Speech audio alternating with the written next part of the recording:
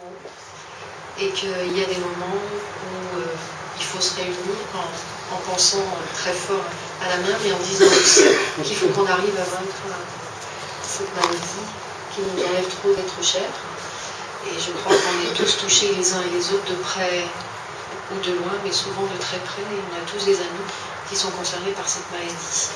Alors quand on pense qu'il y a encore des hommes qui se font la guerre, c'est vrai qu'on perd tellement d'êtres chers à cause de la maladie qu'on se demande si vraiment les hommes des fois réfléchissent à quelque chose. En tout cas, moi je voulais saluer aussi le Centre Léon Bérard. Sylvain Gaz, le président de Prons contre le cancer, je l'aperçois plus, il est là derrière. Donc c'est vrai qu'il y a une association aussi à Bron qui travaille en liaison avec le centre et qu'on vous accueille toujours avec beaucoup de bonheur et qu'on vous remercie aussi à la fois de votre présence, de votre écoute, de votre attention et puis, comme on le dit, la plaquette, parce qu'il y a des combats qui méritent d'être poursuivis. Vous êtes très souvent, en tout cas des représentants du centre Léon Bérard, avec nous dans ces moments-là. Et je pense que vous avez aussi beaucoup de travail comme chacun d'entre nous et que c'est important que vous soyez là. Je crois que c'est aussi important pour les patients. Et nous qui sommes un centre, nous avons l'hôpital mère-enfant, puisqu'on parlait tout à l'heure avec le cancer de l'enfant, il y a maintenant des passerelles entre Léon Bérard et l'hôpital mère-enfant, l'hôpital neuro-cardio. On est un grand centre universitaire et scientifique. On va bientôt accueillir un neurocampus avec 13 équipes de recherche sur le cerveau. On a le CERMEC et on a l'INSERM.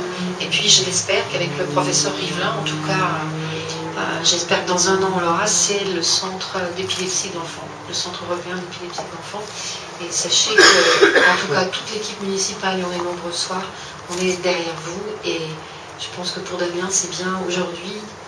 On conjugue à la fois le sport, il y en a qui vont courir demain, et puis la solidarité. Et puis je voulais remercier la présidente, parce que je pense qu'elle est la présidente de l'association, et ça ne doit pas toujours être facile aussi pour elle, et je voudrais la remercier, et remercier tous les bénévoles de l'association.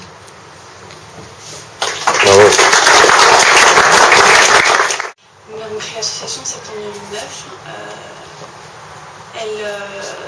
Elle est née, cette association, parce que membres de sa famille, amis et moi-même, on a vu Damien se battre avec beaucoup de courage et avec beaucoup de conviction, parce que du moment où il a pris sa maladie jusqu'au dernier moment de sa vie, il a cru qu'il allait guérir et il a tout fait pour guérir.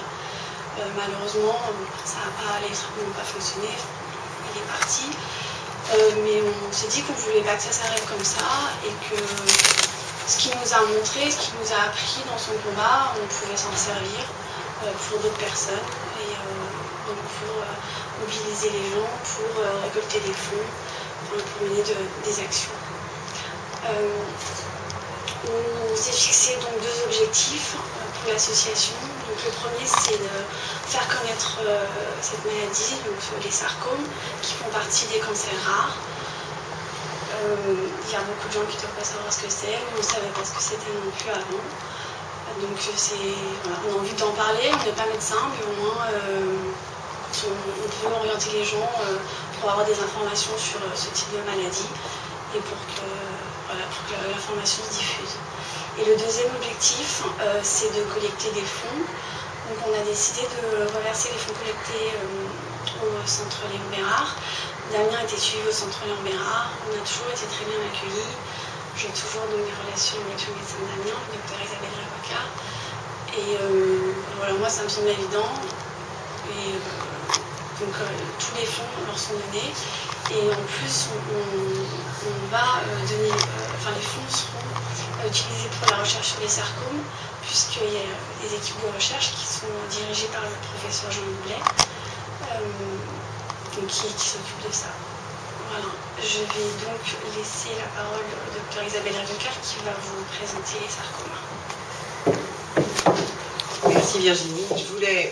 Virginie m'a demandé de venir vous parler des sarcomes, mais je voulais aussi venir ici pour rendre hommage au courage de Damien, au courage d'un homme qui, dans la maladie, n'a jamais faibli, a toujours avancé, n'a jamais reculé, m'a montré une dignité que beaucoup d'entre nous doivent réellement respecter et admirer.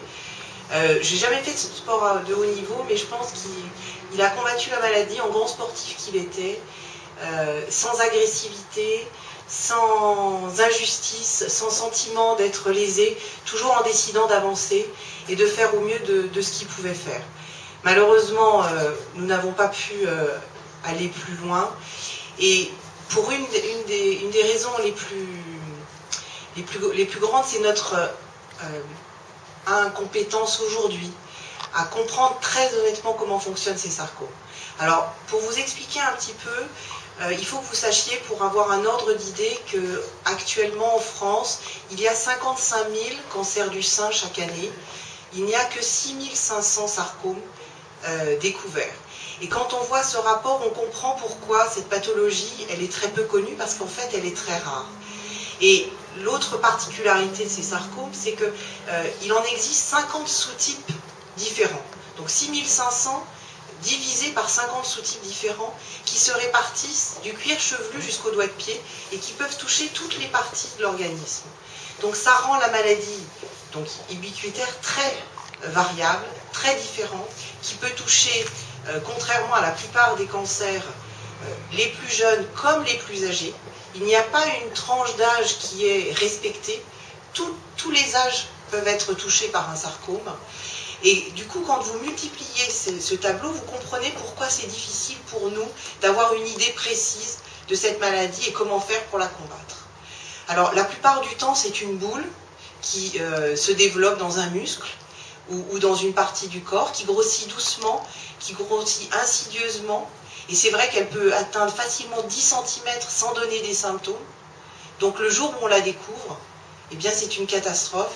Et c'est effectivement ce que racontent Damien et Virginie, parce qu'on l'a découvert, elle est déjà très grosse, elle a déjà besoin de traitements très agressifs. Les traitements qui nous sont donnés aujourd'hui, c'est essentiellement le chirurgien. C'est lui qui a l'arme thérapeutique la plus puissante quand la maladie est localisée.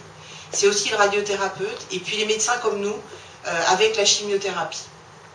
Malheureusement, cette chimiothérapie, elle ne gagne pas à tous les coups, loin de là. Elle gagne dans quelques cas. Mais malheureusement, dans la plupart des cas, elle retarde l'évolution, elle ralentit l'évolution de la maladie.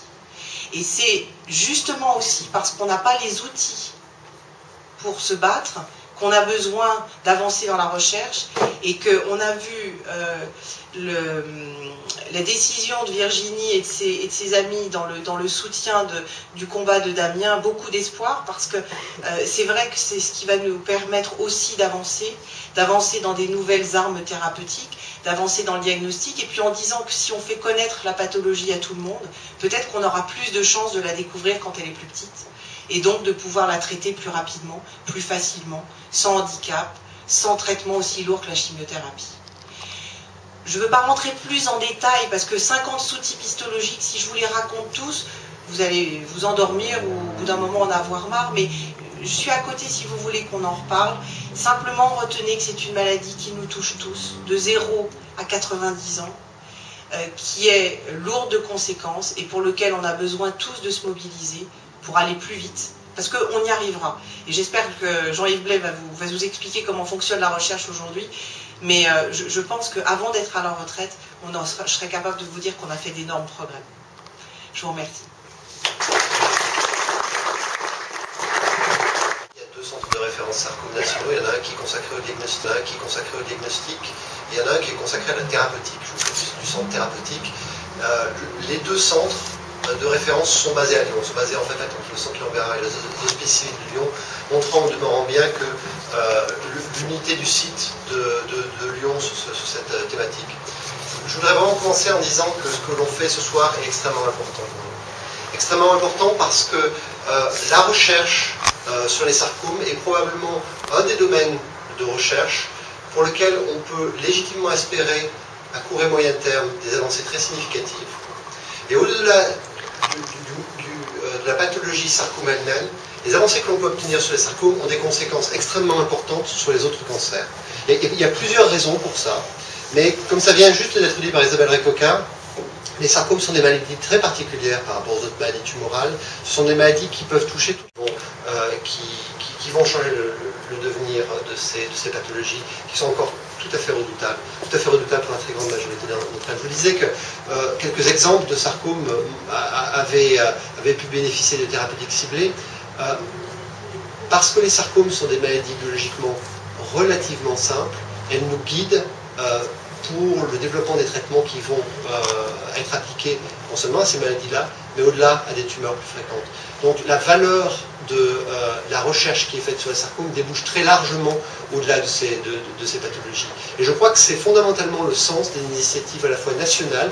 L'Institut national du cancer souhaite très activement politiquement organiser la recherche et créer des centres de référence sur les tumeurs rares. Le centre sarcome a été un des premiers, mais il y en a d'autres. Cette année encore, d'autres vont être créés, et des initiatives européennes. Donc, je voulais vous dire ça. Je voulais avoir, bien sûr, une pensée pour Damien et vous remercier de la part de tous les chercheurs de l'équipe, de tous les chercheurs, je pense, du réseau national de sarcome, parce que ces initiatives, elles sont indispensables, et c'est grâce à vous qu'on peut avancer. Donc, merci beaucoup.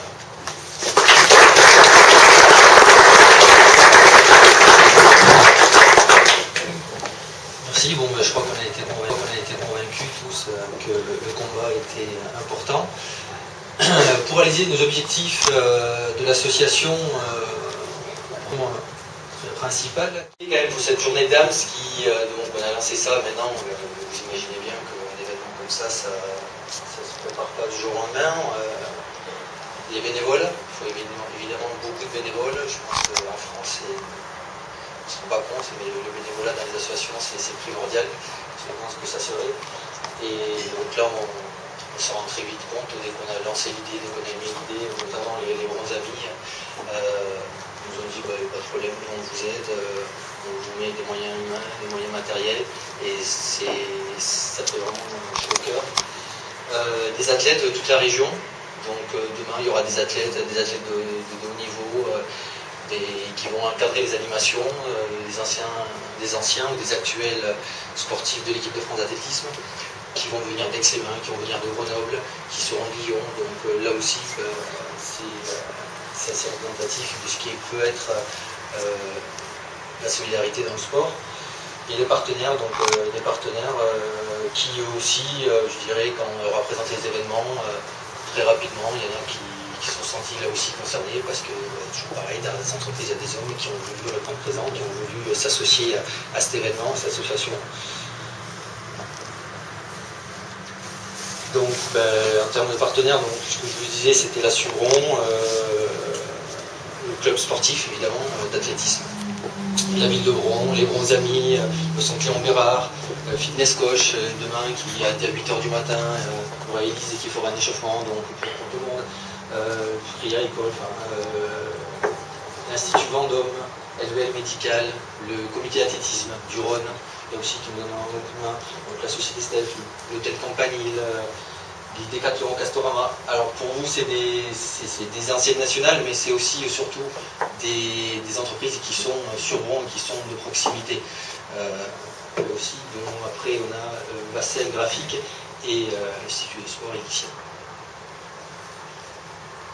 Voilà, je vous remercie.